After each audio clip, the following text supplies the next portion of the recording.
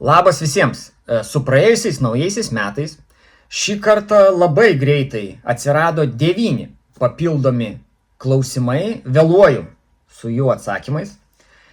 Metų pradžia tokia, kad daug, sakykime taip, paruošiamųjų darbų naujajam sezonui, tai netgi tada, kai atrodo turiu laisvo laiko, atsisėdu tokia būna, arba ne ta, arba nėra energijos, nieko galvoju nedarysiu. Bet va, šiandien ketvirtadienis, kai aš rašinėju, ryte šiek tiek apsitvarkiau ir skirsiu kelias valandas jums.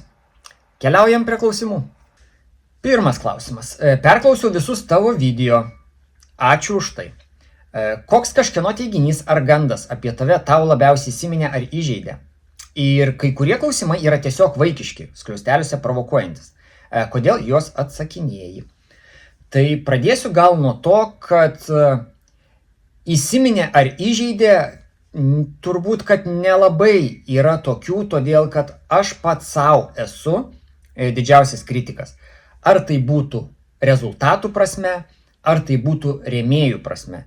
Nes vėlgi, darbas su rėmėjais tai yra tam tikras biurokratinis procesas ir jame būna ir sėkmių, ir nesėkmių, iš kurių aš turiu galimybę mokintis. Tai vėlgi yra daug tokių istorijų, kurias aš netgi paminėsiu tolimesniuose klausimuose.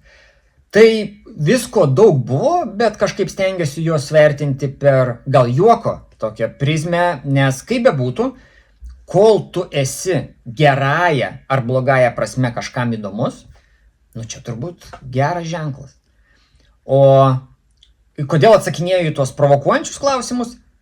Tai turinys, mesgi lietuviai, mums dramos ir intrigos patinka. Aš negaliu ignoruoti klausimų, kur man bando kažkas tai įkasti ir pasiimti tik tai tuos klausimus, kur aš jau galiu save, kaip sakant, pagirti. Taip turbūt irgi neveikia. Tai aš džiaugiuosi, kad dar vis kažkam įdomu, ką aš veikiu. Antras klausimas. Paskutinėme epizode sakei, kad dalyvausi Lietuvos čempionate. Kaip vertini savo galimybės? Tai vertinu turbūt kaip ir visi. Susiklošius vienom ar kitom aplinkybėm, visi gali laimėti medalį kažkokios tai spalvos. Vienintelis dalykas, kurio aš nenusprendžiau ir turbūt aš paliksiu šitą intrigą iki pat paskutinės savaitės, ar aš šausiu Production Optics ar PCC. Nes abiems turiu savo pliusų, abiejais atvejais būtų labai įdomu. Jeigu žiūrėti tuos statistinius dalykus, tai PCC Lietuvoje mane yra apšaudę vienom ar kitom aplinkybėm per visą istoriją, jeigu neklystu, 3 žmonės turbūt. Plius mes turime naują Lietuvos čempioną. Production Optics paskutinės varžybas, kiek aš dalyvau Lietuvoje, tarp lietuvių abiejais atvejais buvau 5-tukė. Tai top 10 turbūt reikėtų bandyti kaip minimum. Tai vertinu realiai. Čia yra sportas, aš visą laiką sakau tą patį. Mano darbas, už mane gali būti aukščiau bet kas. Bet mano darbas yra padaryti, kad jums būtų kuo sunkiau būti už mane aukščiau. Bet jeigu jūs tai sugebėsite padaryti ir įgyvendinti, tai aš jums paspausiu ranką ir pasveikinsiu. Trečias klausimas. Ar neatrodo, kad sportininkai, kurie lyderiavo prieš 10 metų, išvardinti vardai, eina į užmarštį, tu kurioje barikadų pusėje? Aš esu postą ne vieną rašęs, kad yra tas toksai savotiškas kartų kaita savotiška. Nes jeigu pažiūrėti ir perbėgti per disciplinas ir divizionus, tai ką mes turime? Donatas laimi Production viską. Tautvydas su Germanu tvarkosi Production Optics.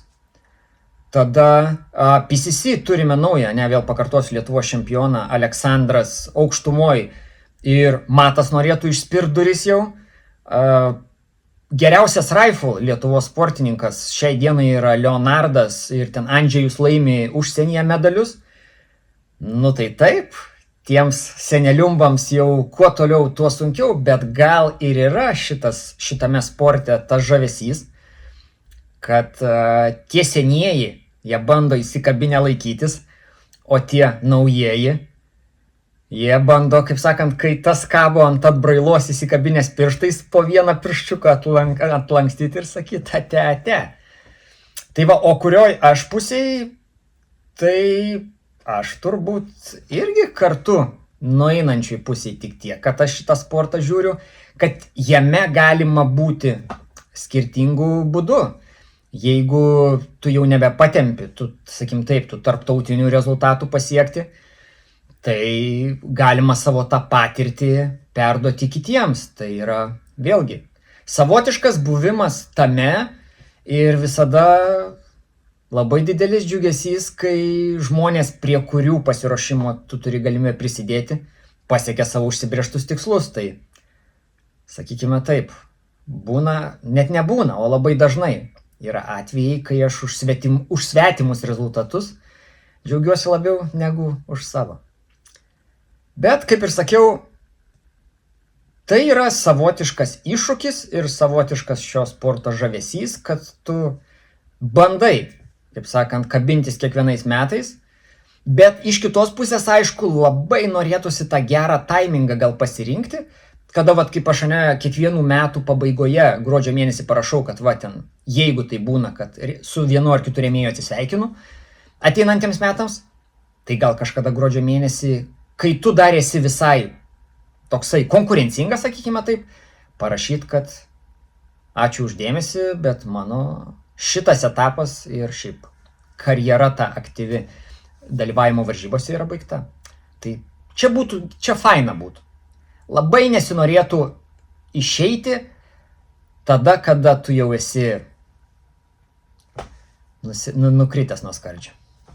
4. klausimas.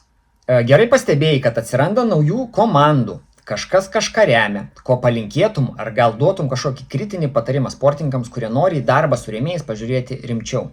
Šitą diskusiją aš turėjau jau šiais metais, tai gal prieš savaitę kokią. Ir pagrindinis akcentas, kurį minėjau, tai yra dirbkite ne dėl to, ką jums duoda dabar, o dirbkite tam, kad po metų jūs dar, kaip sakant, bendradarbiautumėte su ta pačia įmonė, kad jie jumis tikėtų, ne vienkartinis būtų tai atvejis, bet su perspektyva į ateitį. Čia žinot, kaip analogija yra turbūt, tu ateini pas naują darbdavį su neblogu CV, darbdavys jį įvertina, priima tave į darbą, ir čia tu užbrėži brūkšnį. Ir tik nuo tavęs priklauso, ar po metų tu dar vis dirbsi tame pačiame darbe. Tai toksai turbūt būtų. Labai džiaugiuosi šiaip dėl to, kas vyksta toj mūsų lietuviškoj IPS rinkoj. Tai tiesiog nepasiduokite tai vienkartiniai euforijai. Darykite, kad turėtumėte ateityje daugiau. Nes jeigu jūs galvojat, kad niekam bus neįdomu, jeigu jūs po metų nebebendradarbiausit ar kaip jums seksis, tai aš galiu jums pasakyti, kad toj mūsų labai mažoj rinkoj žmonės daug kalba ir tos istorijos visą laiką sklinda ir visi seka, kaip, kas ir kodėl. Tai linkiu visiems sėkmės šio klausimu. 5. klausimas. Kur esamame etape semiesi motyvacijos? Apie 20 metų sporte, ar dar neatsibodo? Kai jūs ateinate į darbą, ar kuriate verslą, jūs turite tikslą gyventi geriau. Man atrodo natūralu. Lygiai taip pat ir aš. Darau tai, ką darau dabar, tam, kad gyventi geriau. Jūs žinot, aš 25 metais ten su šeima buvom Amerikoje, Emiratuose. Šiais metais vėl prisipirkom bilietų į skirtingas pasaulio šalis. Aš nesu tas žmogus ir aš nenoriu tokiu būti, kuris gyvena savo darbu. Aš noriu kartu mėgautis gyvenimu. Tai aš tą ir stengiuosi daryti. Tam, kad aš tai galėčiau daryti, aš turiu išlikti aktualus. Aš turiu vėlgi performint, daryti rezultatą, kelti savo naujus vis tikslus. Nes man kaip sportininkui nauji tikslai yra įdomu, nes tai mokymosi procesas ir panašiai. Ir kol yra naujų tikslų, aš rėmėjams esu įdomus, todėl kad tai yra vis kažkas tai naujo. Kai aš pradėjau 2009 metais dalyvauti varžybose, 10 metų pistoletu iki 18 metų. Tik tai būdavo pistoletas. Po to dar ten šiek tiek į DPA prisidėjo irgi pistoletas. Bet jeigu aš tęsčiau iki šios dienos tą pačią, kaip sakant, liniją, aš neturėčiau nieko, ką turiu dabar. Aš tiesiog radau, pamačiau tą nišą, kuri buvo ateinanti iš Amerikos, o tai yra kaip taisyklė. Visos naujienos pasiekė Europą kiek vėliau, bet iš Amerikos. Pamačiau tą multigano nišą ir man atrodo, aš labai gerai joje jaučiuosi ir labai gerai performinu tame, ką aš darau. Tai kol aš išlieku aktualus, o ar man neatsibodo? Nežinau. Tam ir ilsiuosi turbūt tuos kelis mėnesius per metus, kad vėl iš naujo užvest varikliuką ir rasti tų jėgų, bandyti pasiekti rezultatų. 6 klausimas. Papasakok top 3 įdomiausias istorijas apie santykį su rėmėjais. Žinau, kad tokių tikrai yra. Reikėjo pagalvoti, bet gal ne tiek, aš nežinau, kas jums yra įdomiausios istorijos. Čia gal reikėtų labiau sukonkretinti, kad apmastyti, bet aš, sakykime taip, istorijos 3, kurių pabaigos galbūt tu negali numatyti ir nesitikėjai. Tai pirma istorija yra jau daug metų, kokį 15 metų gal senumo. Irgi vėlgi susijusi su rėmėjais, kai tu visus metus bendradarbiauji ir tau gruodžio mėnesį parašo, kad žiūrėk, šių metų pardavimai yra kosminiai, mes labai viskuo patenkinti, tai mes tau turime dovaną. Perki bilietus pats į Ameriką, į Los Andželą ir mes tau apmokame viską tenais 3 savaičių kelionę. Tai buvo į Los Andželą atskridom, tada nauji metai Las Vegase, tada į Arizoną Didysis kanjonas, tada grįžom į San Franciską ir per Highway 1 iš San Francisco iki Los Andželo. Nu, ten virš 4,5 tūkstančio, man atrodo, kilometrų prisukom. Bet va tokia, kaip sakant, smagi metų pabaiga. Tada antra istorija yra susijusi su vienu iš mano rėmėjų kažkada tai, kuris mane rėmė šoviniais, čia 10+ metų, irgi senumo istorija. Duodavo per metus gal 2-3 tūkstančius, nu tokį, sakykim taip, nedidelį kiekį šovinių. Ir kažkada tai netikėtai man rašo, sako, žiūrėk, pas mus yra brokuota partija. Piramidė į dalį šovinių yra įstatyta ne tuo galu, jie neiššauna. Sako, ar tu norėtum gal treniruotėm pasiimti? O čia, žinot, gauni 2-3 tūkstančius per metus tų gerųjų šovinių, nu čia kaip ir nedidelis kiekis. Nu sakau, jo, o kiek aš čia galėčiau? Galvoju, gal dar kokius 2-3 duos, nu čia treniruotėm, tai labai gerai. Sako, o kiek nori? Nu sakau, nežinau, o kiek galit pasiūlyti? Sako, 40 tūkstančių paimsi? Aišku, sakau, kad paimsiu. Tai aš, kai juos pasiėmiau, problema buvo, kad iš dėžutės, iš 50 šovinių, vienas neiššaudavo. Tai jie treniruotėm suėjo labai gerai. Ir trečia istorija, tokia biški naujesnė. 2018, man atrodo, metais aš pirmą kartą dalyvavau Lietuvos rifle karabinų reitinge, bet aš dalyvavau su 9 mm stribogu. Čia vėlgi, kas nežinot, su Fijoki 115 greinų kulka jėgos faktorius yra 157. O rifle reikia 150. Tai kadangi mes šaudydavome tik tai iki 100 metrų būdavo varžybos, tai aš labai sėkmingai galėjau dalyvauti ir legaliai dalyvauti varžybose. Ir tais pirmais metais aš reitingą laimėjau su tuo karabinu. Ir man per Facebooką parašė viena vokiečių bendrovė. Sako, matėm, kad va čia sveikinam, bet sako, kad čia kažkam nesąmonė užsiminėjai. Gal tu nori užsiimti šituo reikalu kiek rimčiau, mes tau duosime ginklą. Nu tai tada kreipiausi aš į savo šovinių rėmėją, paklausiau, ar jie man be 9 mm šovinių duos ir 223. Nu ir taip prasidėjo mano bendradarbiavimas, kuris truko ten 3 ar 4 metus. Tai va tokios 3 istorijos. 7 klausimas. Esu visiškas naujokas su pistoletu. Norėčiau artimoje ateityje sudalyvauti varžybose, nuo ko rekomenduotum pradėti? Kaip ir kur treniruotis, kokiame lygyje esant? jau rekomenduotum registruotis į varžybas. Tai pabandysiu labai daug atsakymų iš ankstesnių epizodų sudėti taip į vieną ir pabandyti atsakyti šitą klausimą. Tai numeris 1 dalykas – susipažink su IPS sporto taisyklėm. Saugumas yra numeris 1 dalykas. Turi žinoti, ko jokiais būdais negali daryti, į ką atkreipti dėmesį, nes jeigu nesilaikysi taisyklių, geriausiu, pabrėžiu, geriausiu atveju tave išsiųs namo. Blogiausiu atveju gali įvykti nelaimė.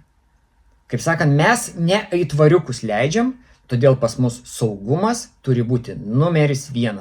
Turi girdėti, ką tau sako teisėjai ir elgtis taip, kaip yra nustatyta taisyklių.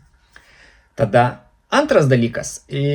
Federacija organizuoja atvirų durų dienas. Tai yra patyrę sportininkai supažindina jau šiek tiek praktinę šito sporto pusę. Tai tikrai rekomenduočiau sudalyvauti, sekite į PSC.lt Facebook'o puslapį ir ten visą laiką būna atnaujinimų, datos, kur vyksta tokie renginiai ir panašiai. Tada trečia, susirask trenerį. Vienam iš epizodų esu atsakinėjęs į klausimus, kaip susirasti tinkamą trenerį. Tai mano pagrindinis argumentas ir toksai saugiklis savotiškas, tiesiog pasidomėkit, pas ką einat. Jeigu šiuo atveju jūs šaudote pistoletu, neikite pas trenerį, kuris yra karabino sportininkas ir negalvokite, kad jis jums suteiks pistoleto žinių. Ir atvirkščiai, jeigu yra geras pistoleto šaulys, bet nieko bendro neturi su karabinu, jis jums neduos žinių karabino srityje, nes taip čia yra apie šaudymą, bet tai yra visiškai skirtingos lenktynės. Tai tokie būtų rekomendacijos. Tada ketvirtas, pradėkite nuo level 1 varžybų. Man atrodo, Babromiškėse netgi kiekvienais metais kažkaip pastebiu, kad jie organizuoja tos, pradinukų tokias varžybas, kur susirenka bendraminčiai panašaus lygio sportininkai.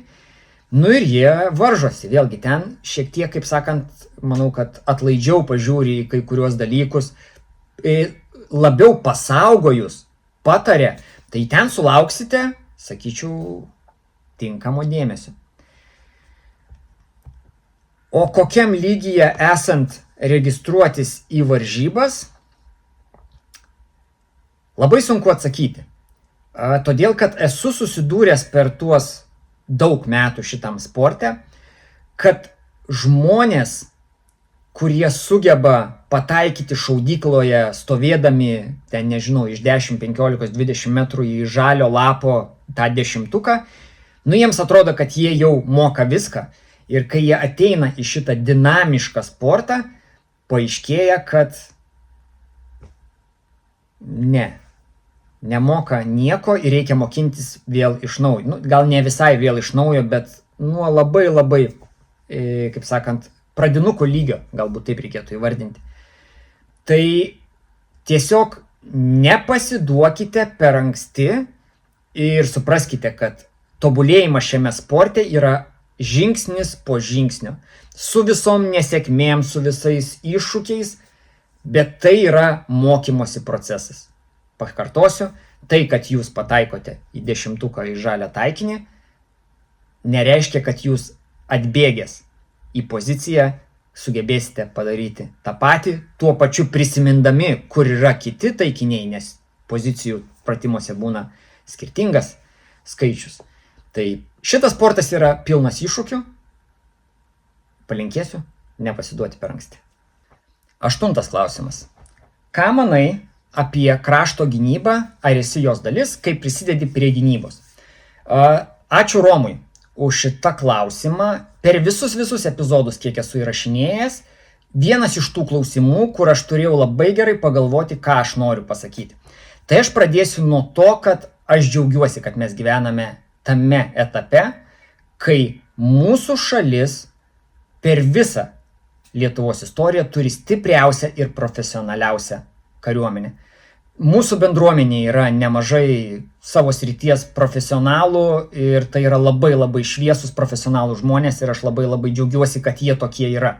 Tai, sakykime taip, teikia vilties ir pasitikėjimą. Antras dalykas, mes turime šalyje daug patriotiškai nusiteikusių žmonių, kurie pagal savo amžių gali palyginti, koks gyvenimas buvo iki 91 metų ir kokį gyvenimą ir gyvenimo sąlygas mes turime dabar ir kodėl mes nenorėtume grįžti į tą etapą. Lietuviai kaip tauta yra labai labai drąsūs žmonės ir aš taip nuvesiu į savo šeimos istoriją, nes aš turiu pavyzdžių, kurie gal ne tiek įpareigoja, bet suformuoja tam tikras vertybės. Čia yra žūstančiųjų gelbėtojų kryžius.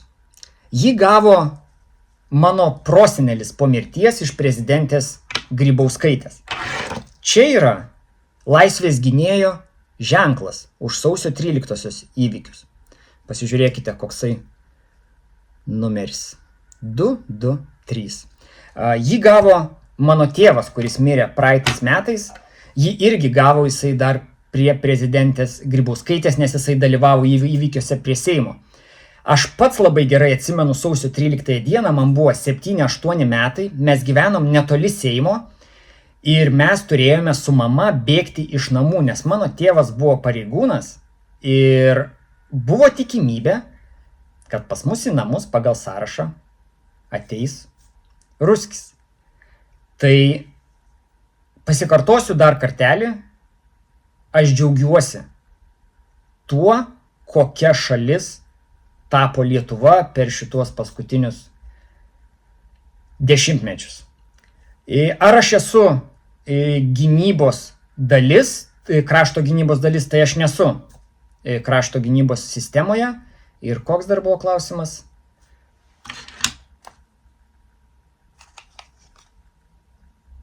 Va. 9 klausimas.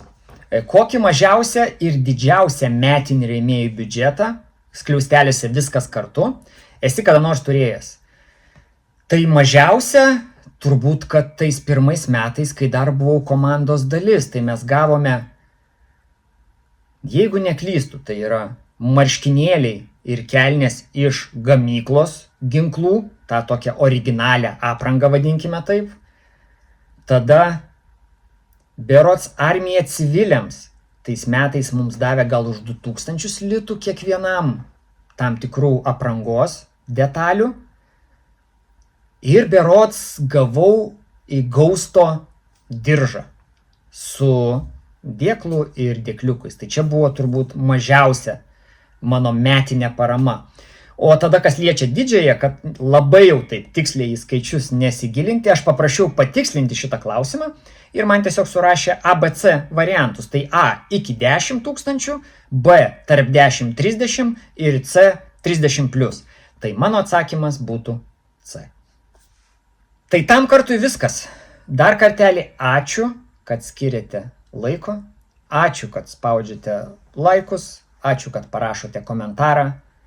Ir kai tik tai vėl bus, kad ir 5 klausimai, pasistengsiu rasti laiko, atsisėsti, įrašyti. O dabar toliau pasiruošimas naujiesiems metams jau po truputį ir jau sausio pabaigoj. Vartysios panašu, kad snieguose. Iki.